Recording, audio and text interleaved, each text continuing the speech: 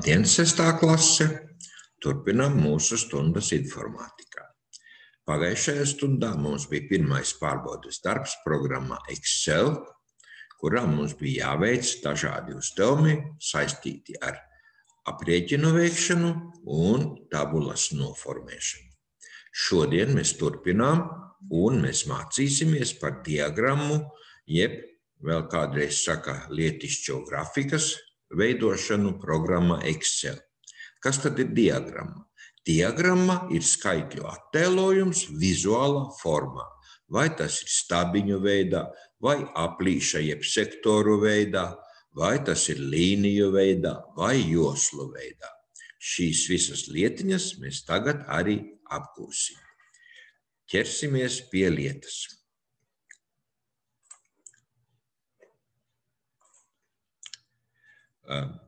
E-klasē mums ir atsūtīts fails, kurš mums saucas sagatavē diagrammas pirmā stundiņa. Un tad mācīsimies veidot diagrammas, izmantojot šo te failu. Šis uzdevums jums jāizpilda arī būs mājās, tad, kad būsiet noskatījušies stundas video, jāizdara tieši tas pats, ko es tagad darīšu, lai pamācītos, un jāatsūta skolotājiem atkal līdz pirmdienai, 8. martam gaidīšu šos darbiņus. Nākošu stundu mēs turpināsim mācīties par diagrammām, diagrammu noformēšanām un citas lietiņas. Bet tagad pie šodienas. Kā jau sacīju, diagramma tas ir skaitļu attēlojums grafiskā veidā. Un, lai izveidotu diagrammas, programmai jāpasaka, kurus tieši skaitļus un tekstu es gribu attēlot diagrammā. Un tā pateikšana nozīmēs, kad ir jāatlasa šie te dati. Un tātad mēs pirmais izveidosim stabiņu diagrammu, izmantojot šūnu apgabalu no A3 līdz D6. Tātad eju A3, klikšķis, D6, D9 atvainojos, atlasīts. Ir atlasīts.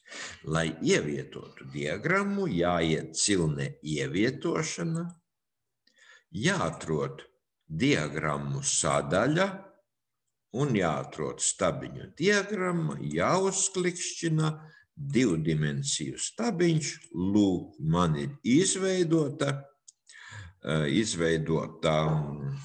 stabiņu diagramma, kurā ir redzami tātad ģimenes maksājumi pusgadā, kas bijuši par apkuri, par elektrību un par internetu. Ļoti ātri. Pagaidām mēs šeit neko vairāk nedarīsim, to mēs mācīsimies nākošajās stundās. Pārējiem uz darba lapu izdevumi 2. Redzu, manas ģimenes budžets mēnesī. Kas te man jādara? Šūnā B7 jāprēķina kopējie izdevumi. Drusku atkārtojums. Ieklikšķinu šūnā B7, atradu vietiņu automātiskā summēšana, izvēlojos summu, pārbaudīju, ka man pareizi skaitīts, nospiedu Enter. Tālāk atlasam šūnu apgabalu no A2 līdz B6. No A2 līdz B6 un izveidoju sektoru diagrammu. Tātad ievietošana, sektoru diagramma, tas ir aplīša diagramma, spiežu virsū, vienkāršais diagramma, gatavs, izveidots. Sektoru diagramma, kas attēlo kādu daļu no ģimenes izdevumiem, sastādīja pārtika zilā krāsā, sarkanīgā maksājumi, zaļā sīkumi un violetā izklaidē. Vēl uzdevums pārvietot jaunā diagrammu lapā ar nosaukumu procenti. Tad, lai pārvietotu, nospiežam labo taustiņu, izvēlamies pārvietot diagrammu, jaunā lapa un nosaukums procenti. Un spiežu labi, un jauna lapa ar nosaukumu procenti izveidojusies. Tā. Atvērt darba lapu tests. Ejam darba lapu tests. A kolonā sanumurēt skolēnus, izmantojot automātisko šūnu aizpildīšanu. Atcerēsimies, uzrakstījām pirmos divus skaitļus, 1, 2, atlasījām abus reizē un aiz aktīvā punktiņa sanumurējam. Otrs variants, kā mēs varējām sanumurēt, tad šie ir pamata skaitļa vārdi, bet ja gribējam ar kārtas skaitļa vārdiem, tad ierakstām 1 punkts. Kārtas skaitļa vārdiem nav abi jāraksta un atkal aiz šūnas aktīvā punkta pārvelku uz leju. Tā. Šūnā W19 un W19 aprēķināt vidējo iegūtos punktus. Ieklikšķinu, atceramies, tā bija funkcija vidējais, atveru funkciju sarakstu, izvēlos vidējais un apstiprinu. 14,8. Ja? Tā, atlasīsim šūnu apgabalus B3, B18, B3 līdz B18, tad kols jālasa kā vārdiņš līdz, un no W3 līdz W18. Tātad atlasīju B3, B18, tātad no vārds līdz Mārim, un jāatlaša V3, V18. Atlasu, bet tavu nelaimi pazuda pirmā atlase.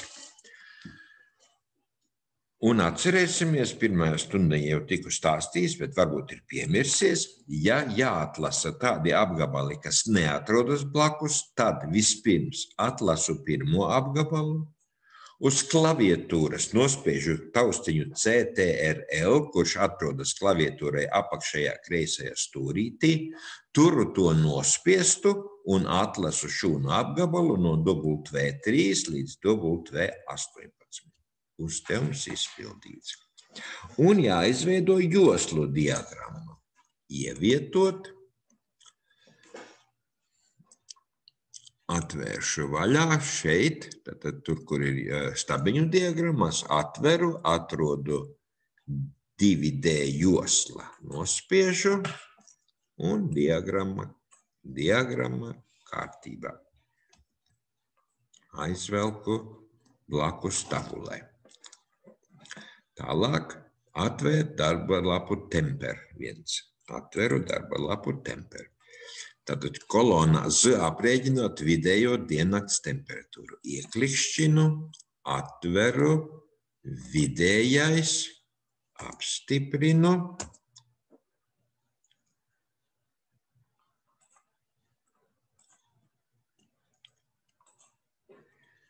Pārkopēju. Tā apgabalam A3Z10 pievienoju apmales, A3Z10 pievienoju apmales, formatēt šūnas, apmale, ielieku gan kontūris, gan iekšpusīti. Izmantojot apgabalu A3 līdz Y10, tātad no A3 līdz Y10, izveidošu līniju diagrammu. Ievietot, atrodu līniju diagramma, parastās līnijas ir. Pārvietot diagrammu zem tabulas tā, lai netiktu aizsekta tabulā. Ieklikšķinu baltumā, neatlaišu pociņu, pārvietoju. Mainīt diagrammas izmērus, lai tā būtu tabulas platumā. Nobraucu uz punktiņiem apakšpusītē, vislabāk stūrītī apakšējā, lai proporcionāli palielinās. Nu, redz, cik skaista man ir temperatūra diagramma izdevusies. Tā, atvērt darba lapu veikals. Atveru darba lapu veikals. Formatēt skaitļus, lai 2 cipari aiz komata būtu. Pociņas atceramies, mums bija jālielināt šī pociņas, samazināt. Tā, kopējo summu B11, C11 un D11. Starpība, tad dekoloģinē starpību starp iepirkto un pārdoto. Vienāds no iepirktā atņemt pārdoto, apstiprināt, formulu pārkopēt un šeit summiņa. Kopēt, tas mums bija iepriekšējās stundiņās, jā. Tā Izveidot diagrammu, izmantot šūnu apgabalu A3C10. Izvēloties piemērotu diagrammas tipu. Tagad pašiem būs jāizdomā, kurš tad tas labākais varētu būt. Nu, droši vien, ka stabiņu diagramma mums šeit būs vispiemērotākā. Ievietošana, stabiņu diagramma, tad redzam, cik ir iepirkts, cik ir pārdots. Pārvietot diagrammu jaunā lapā ar nosaukumu osis. Labais taustiņš, pārvietot diagrammu, jaunā lapa, nosaukums osis. Labi, ir izdarīts. Tā, ejam uz darba lapu veikals. Atvainojos, veikals ne, tagad mums jāiet uz kuru robeža.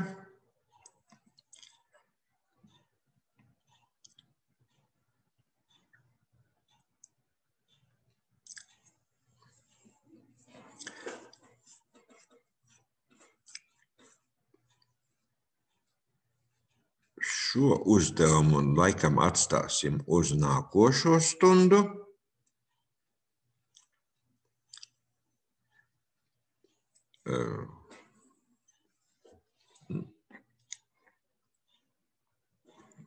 Un tātad izmaksās mēs darīsim tā. Jāprēķina. Izmaksas arī mēs nepildīsim. Šos divus uzdevumus mēs pildīsim nākošajā stundiņā, kad mums būs runa par noformēšanu un visu pārējo. Līdz ar to tas šajā gadījumā ir uzdevumā viss. Tad atliek saglabāt mūsu failiņu ar nosaukumu diagramma, kas jau bija pašā sākumā. Tad 6. klase, diagramma, saglabāt, tātad ir saglabāts, un šis failiņš jāatsūta skolotājam līdz pirmdienai, kā jau sacīju, 8. martam. Lai jums veicas, ceru, ka bija saprotams, nav nekas pārāk grūts, ja nepieciešams, paskatāmies stundas video vēlreiz, ko es darīju, un jums jāizdara tieši tāpat, un jāatsūta šis failiņš skolotājiem līdz 8. martam.